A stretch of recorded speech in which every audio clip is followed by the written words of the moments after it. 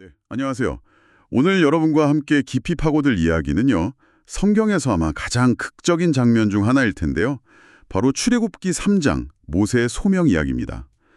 저희가 권혁철 목사님께서 정리해 주신 자료를 좀 봤는데 이걸 바탕으로 한때 이집트 왕자였던 사람이 어떻게 민족의 운명을 바꾸는 지도자로 부름받게 되는지 그 놀라운 과정을 한번 따라가 보려 합니다. 네, 반갑습니다. 네. 아니 뭐랄까 왕궁의 화려함에서 광야의 고독한 양치기로 진짜 모든 게 끝났다고 생각했을 법한 그 순간이잖아요. 그때 하나님은 어떻게 그를 찾아오셨을까?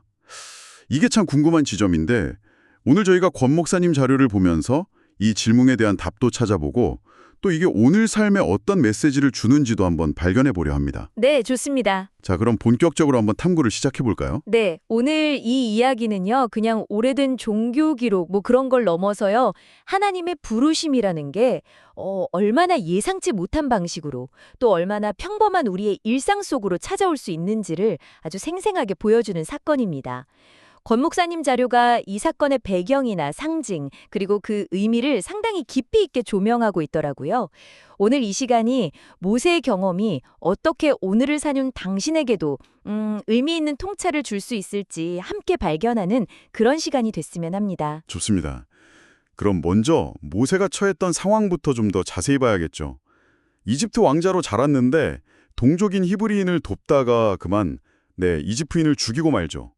결국 신분이 탄로날까 봐 미디안 광야로 도망치게 되잖아요.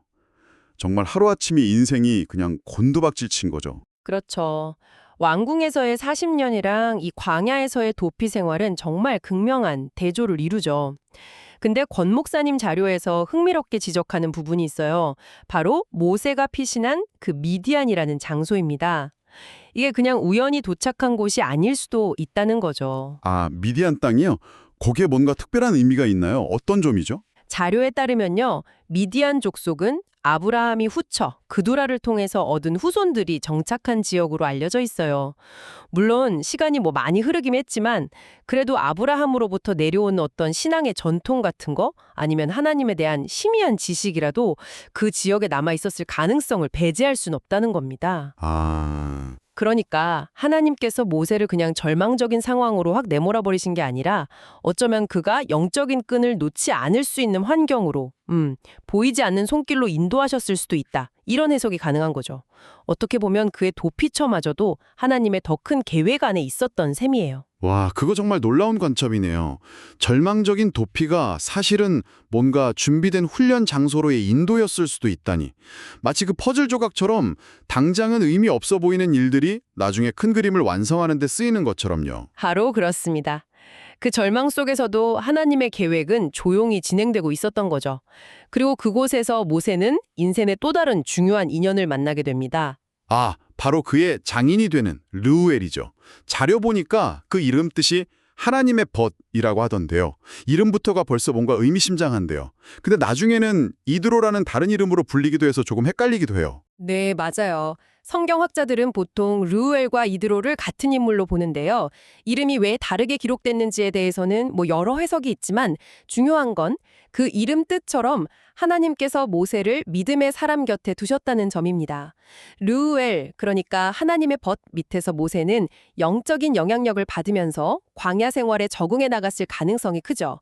그리고 그 기간이 무려 40년이나 됩니다. 40년이요. 와, 정말 긴 시간입니다. 이집트 왕궁에서 40년, 그리고 이제 미디안 광야에서 양치기로 또 40년. 도합 80년이네요. 특히 이 두 번째 40년은 세상적인 시각으로 보면 이거 완전히 실패한 인생, 그냥 잊혀진 시간처럼 보일 수도 있을 것 같아요. 충분히 그렇게 생각할 수 있죠. 화려했던 과거랑 비교하면 너무 초라한 현실이니까요. 하지만 권 목사님 자료는 이 40년이 결코 낭비된 시간이 아니었다는 걸 강조합니다. 오히려 이 시간이 모세에게 반드시 필요했던 훈련 기간이었다는 거죠. 왕궁에서 배운 리더십과는 전혀 다른 종류의 리더십, 그러니까 광야에서 수많은 양떼를 돌보면서 인내와 겸손을 배우고 또 무엇보다 하나님의 때를 기다리면서 그분의 인도하심에 따르는 법을 배우는 시간이었다는 겁니다. 그렇군요. 단순히 지식이나 기술을 배우는 게 아니라 내면의 성품, 그리고 하나님과의 관계를 다듬는 시간이었다는 말씀이시네요. 당장 눈에 보이는 성과가 없더라도 그 기다림의 시간 속에서 하나님은 보이지 않게 일하고 계셨다는 거네요. 이건 우리 삶에도 적용해 볼 수 있을 것 같아요. 혹시 여러분의 삶에도 의미 없어 보이는 기다림의 시간, 아니면 잘 안 풀린다고 느껴지는 그런 광야 같은 시간이 있다면 그 속에서도 하나님께서 뭔가를 준비하고 계실지 모른다는 그런 희망을 가져볼 수 있겠습니다. 정확합니다. 그리고 바로 그 40년이라는 시간이 거의 다 채워졌을 무렵에요. 모세의 인생을 완전히 뒤바꿀 결정적인 사건이 일어납니다. 아, 드디어 그 유명한 떨기나무 장면이군요. 네, 여기서부터 이야기가 아주 흥미진진해지죠. 모세가 호렙산에서 장인의 양떼를 치고 있었는데 갑자기 떨기나무 한 그루에 불이 확 붙은 걸 보게 되죠. 근데 이상한 건 불이 막 활활 타오르는데도 나무가 전혀 타서 없어지지 않는다는 거잖아요. 와, 상상만 해도 정말 기이하고 신비로운 광경이었을 것 같습니다. 네, 정말 놀라운 광경이었을 거예요. 그런데 여기서 우리가 주목해야 할 점이 있습니다. 권 목사님 자료에 따르면요. 모세가 양을 치던 그 호렙산이라는 곳 있잖아요. 거기가 원래부터 무슨 성지라거나 특별히 신성한 장소는 아니었다는 겁니다. 그냥 광야에 있는 흔한 산 중 하나였죠. 아, 그래요. 저는 그 하나님의 산 호렙이라고 불려서 뭔가 좀 특별한 곳인 줄 알았어요. 나중에 하나님의 산이라고 불리게 된 이유는 바로 그곳에 하나님께서 임재하셨기 때문입니다. 즉, 장소가 거룩해서 하나님이 오신 게 아니고요. 하나님이 임재하심으로 인해서 평범했던 장소가 거룩하게 구별되었다는 거죠. 아, 이게 우리에게 아주 중요한 메시지를 던져줍니다. 뭐냐 하면 하나님의 임재라는 것은 어떤 특별하게 구별된 장소나 화려한 건물 아니면 종교적인 환경에만 국한되지 않는다는 사실이에요.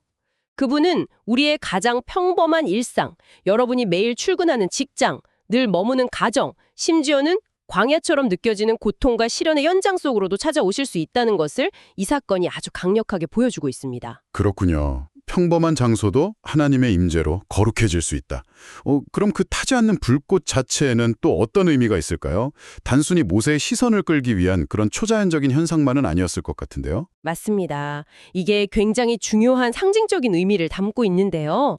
떨기나무는 팔레스타인 광야 지역에서 흔히 볼 수 있는 가시덤불 같은 거예요. 아주 볼품없고 연약한 나무죠. 쉽게 불에 타 없어지는 그런 존재고요.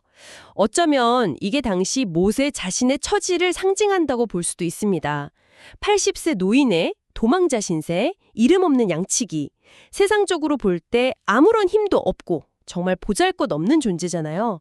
그런데 바로 그 떨기나무 같은 연약한 존재 안에 하나님의 거룩하신 능력, 즉 불꽃이 임재할 때 어떤 일이 일어납니까? 아, 나무가 타서 없어지지 않고 계속 타오르는 거죠. 바로 그거죠. 하나님의 불은 모든 것을 태워 소멸시키는 그런 파괴적인 불이 아니라 오히려 그 존재를 소멸시키지 않으면서 영원히 타오르게 하는 생명과 능력의 불꽃이라는 것을 보여줍니다. 이걸 좀 더 큰 그림으로 확장해 보면 하나님의 위대한 역사는 종종 인간의 어떤 강함이나 유능함이 아니라 오히려 우리의 연약함과 부족함, 바로 그 떨기나무 같은 모습 속에서 시작된다는 놀라운 진리를 발견하게 되는 거죠. 하나님은 우리의 약함을 통해 당신의 강함을 드러내시는 분이라는 겁니다. 아, 정말 깊은 의미가 있네요. 약함 속에서 일하시는 하나님의 능력이라. 근데 모세는 이 놀라운 광경 앞에서 그럼 어떻게 반응했나요? 그냥 멍하니 쳐다만 봤을까요? 모세의 반응도 주목할 만합니다. 성경을 보면 그가 내가 돌이켜 가서 이 큰 광경을 보리라 어찌하여 떨기나무가 타지 아니하는고 라고 말하면서 그 현상에 주목하죠. 아, 그냥 지나치지 않았군요. 류엘과의 교제를 통해서 그의 내면에 어떤 영적인 민감성이나 깊이가 형성되었기 때문일 수 있다 이렇게 해석합니다. 단순히 눈에 보이는 현상 너머의 의미를 감지하고 하나님의 특별한 임재를 느꼈기 때문에 그는 그 부르심에 이끌려서 다가갔던 것이죠. 그 40년의 시간이 정말 헛되지 않았다는 또 다른 증거군요. 내면의 준비가 되어 있었기 때문에 그 신비한 광경을 그냥 지나치지 않고 하나님의 어떤 사인으로 받아들일 수 있었던 거네요. 그렇습니다. 그리고 모세가 떨기나무 가까이 다가오는 것을 보시고 드디어 하나님께서 그를 부르십니다. 떨기나무 불꽃 가운데서 모세야, 모세야 하고 그의 이름을 2번 부르시죠. 아, 이름을 2번 부르시는 거요? 그것도 특별한 의미가 있다고 들었어요. 네, 맞아요. 잔류에 따르면 성경에서 하나님이나 어떤 중요한 인물이 누군가의 이름을 이렇게 2번 연달아 부르는 경우는요, 매우 중요하고 긴급한 상황이거나 아니면 그 대상에 대한 깊은 관심과 인격적인 관계를 나타낼 때 사용된다고 합니다. 아브라함을 부르실 때나 사무엘을 부르실 때도 그렇죠. 이것은 하나님께서 모세라는 한 개인을 정확히 알고 계시면서 수많은 사람 가운데 바로 모세, 당신을 딱 지명해서 부르고 계시다는 아주 강한 메시지를 전달합니다. 뭐 그냥 어이 거기 양치기 이게 아니라 그의 이름과 존재 자체를 아시고 개인적으로 부르시는 거죠. 와, 정말 가슴 떨리는 순간이었을 것 같습니다. 온 우주의 창조주께서 내 이름을 알고 부르신다니, 이에 대한 모세의 대답은 아주 간결하면서도 정말 유명하죠. 내가 여기 있나이다. 히브리어로는 히나니라고 하고요. 맞습니다. 히넨이 이 한 단어에 정말 많은 의미가 함축되어 있습니다. 권 목사님 자료에서도 이 히네니의 중요성을 아주 깊이 있게 다루고 있는데요. 이게 단순히 영어의 yes나 그냥 here I am 정도의 의미를 넘어섭니다. 이건 보소서 제가 여기 있습니다 라는 뜻으로 자신의 현재 있는 모습 그대로 아무것도 가진 것 없고 내세울 것 없는 그런 상태지만 부르시는 분의 권위 앞에 자신의 모든 것을 가지고 온전히 서 있음을 고백하는 그런 전적인 순종과 자발적인 준비됨의 표현입니다. 여기에는 어떤 변명이나 조건, 망설임 같은 게 찾아볼 수가 없어요. 현재 있는 모습 그대로라는 부분이 참 인상적이네요. 40년 전의 실패나 현재의 초라함 같은 그런 과거의 짐이나 현재의 부족함에 얽매이지 않고 그저 부르심 앞에 자신을 있는 그대로 내어놓는 태도군요. 바로 그 점이 핵심입니다. 히네니는 완벽하게 준비되어서 드리는 대답이 아니에요. 오히려 자신의 부족함과 연약함을 알지만 그럼에도 불구하고 부르시는 분을 신뢰하면서 기꺼이 응답하겠다는 결단인 거죠. 이건 우리 자신에게도 중요한 질문을 던집니다. 우리는 어떤 모습으로 또 어떤 마음으로 하나님의 부르심 앞에 설 준비가 되어 있을까요? 혹시 나는 아직 부족해서, 아직 준비가 덜 되어서 이런 핑계로 뒤로 물러서고 있지는 않은가요? 모세의 이 히네니는 그런 우리에게 큰 도전과 용기를 줍니다. 정말 놀랍습니다. 40년 전 살인자였던 과거, 현재는 이름 없는 늙은 양치기.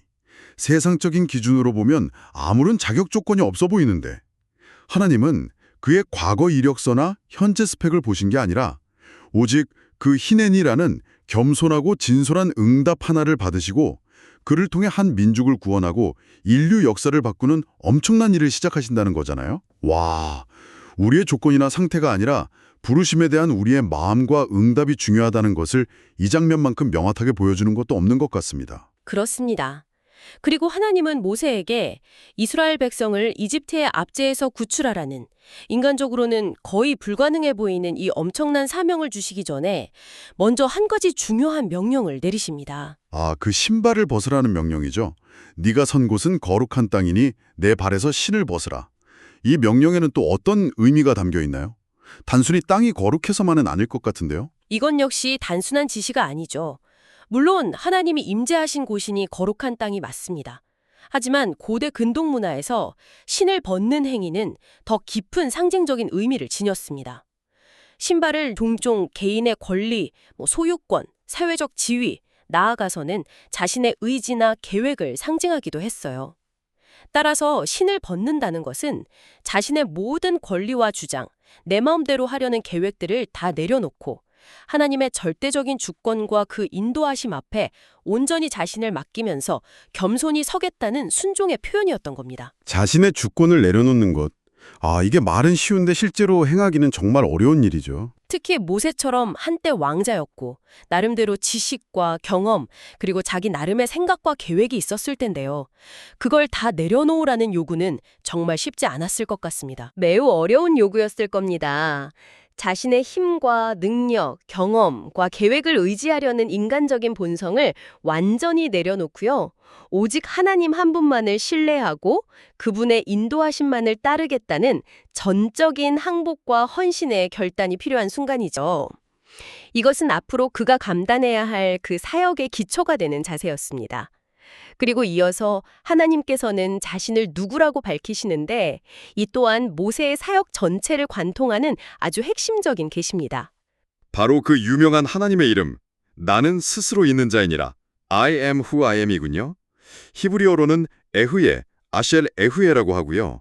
이 이름의 의미는 뭔가요? 굉장히 철학적인 것 같기도 하고. 네, 이 이름은 정말 심오한 의미를 담고 있습니다. 문자적으로는 나는 나다 또는 나는 존재하는 나다 이 정도로 번역될 수 있는데요.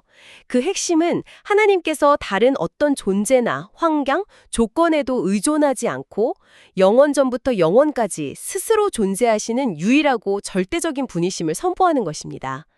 그 어떤 것에도 영향을 받거나 변하지 않으시는 분, 모든 존재의 근원이시며 역사의 주관자이심을 드러내는 이름이죠. 이 이름 속에면 하나님의 영원성, 불변성, 절대주권, 그리고 언약을 반드시 지키시는 신실하심과 그 약속을 이루실 전능하신 능력이 모두 함축되어 있다고 볼 수 있습니다. 그렇군요. 스스로 있는 자. 정말 강력한 이름입니다. 이 이름이 모세에게는 그럼 어떤 의미였을까요? 그 사역에 있어서. 앞으로 모세가 마주해야 할 상황들을 한번 생각해 보세요. 그는 막강한 권력을 가진 이집트의 파라오 앞에 서야 했습니다. 그리고 광야에서는 끊임없이 불평하고 반역하는 수백만 명의 이스라엘 백성을 이끌어야 했고요. 수많은 난관과 위협 속에서 그가 의지할 수 있는 가장 강력한 무기이자 확신은 바로 자신을 보내신 분이 스스로 있는 자, 즉 세상의 그 어떤 권세나 환경에도 흔들리지 않는 절대 주권자 하나님이라는 사실이었을 겁니다. 이 이름은 그의 정체성이자 그의 사명의 근거였으며 모든 두려움을 이겨낼 힘의 원천이 되어 주었을 것입니다. 오늘 저희가 살펴본 이 모든 이야기들, 광야로의 도피, 40년의 기다림, 타지 않는 떨기나무, 히네니라는 응답, 신을 벗는 행위, 그리고 스스로 있는 자라는 하나님의 이름까지 이 모든 것을 하나로 쫙 꿰어보면 결국 어떤 핵심 메시지로 모아질 수 있을까요? 네, 권혁철 목사님의 자료가 우리에게 보여주는 핵심은 아마 이것인 것 같습니다.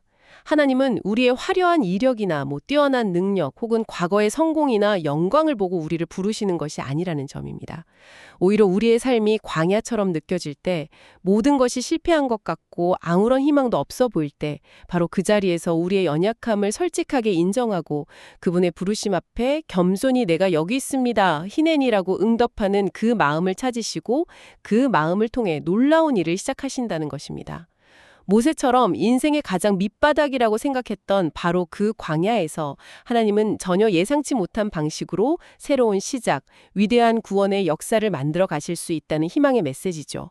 우리의 끝이 하나님의 시작점이 될 수 있다는 겁니다. 간을 깊이 있게 탐구해 보았습니다. 한때 세상을 호령할 것 같았던 왕자에서 이름 없는 초라한 양치기가 된 모세. 그의 이야기는 하나님께서 우리가 가장 평범하다고 느끼는 순간 혹은 가장 외롭고 힘들다고 느끼는 광야와 같은 시간 속에서 우리가 전혀 상상하지 못한 방법으로 찾아오셔서 우리에게 말씀 걸어오신다는 사실을 다시 한번 깊이 생각하게 합니다. 맞습니다. 오늘 나눈 이야기에서 우리가 붙잡아야 할 가장 중요한 점은 우리가 얼마나 특별한 장소에 있는지 혹은 얼마나 대단한 자격이나 능력을 갖추었는지가 아니라는 사실입니다. 오히려 중요한 것은 우리의 일상 속에서 때로는 지극히 평범하고 반복되는 것처럼 보이는 순간들 속에서 하나님의 임재를 얼마나 민감하게 인식하고 있는가. 그리고 그분의 부르심이 느껴질 때 내가 여기 있습니다. 히네니 라고 진심으로 응답할 마음의 준비가 되어 있는가 하는 점입니다. 떨기나무에 꺼지지 않는 불꽃처럼 어쩌면 하나님의 부르심은 바로 지금 오늘을 살아가는 당신의 삶 속 어딘가에서도 조용히 하지만 분명하게 타오르고 있을지 모릅니다. 오늘 이 깊은 탐구의 시간을 마무리하면서 듣고 계신 당신에게 마지막으로 질문 하나를 남기고 싶습니다. 당신의 삶 속에서 어쩌면 아주 평범해 보이는 매일의 일상 속에서 혹은 광야처럼 막막하고 힘들게만 느껴지는 상황 속에서 혹시 당신의 마음과 시선을 사로잡는 떨기나무 불꽃과 같은 부르심의 신호 혹은 하나님의 속삭임은 없으신가요? 만약 그런 순간을 발견하게 된다면 당신은 그 부르심 앞에 어떻게 응답하시겠습니까? 히넨이라고 대답할 준비가 되셨나요? 한번 조용히 성찰해 보시면 좋겠습니다. 오늘 저희와 함께 깊은 탐구의 여정을 함께 해주셔서 감사합니다. 다음 시간에 또 다른 흥미로운 주제로 여러분을 찾아뵙겠습니다.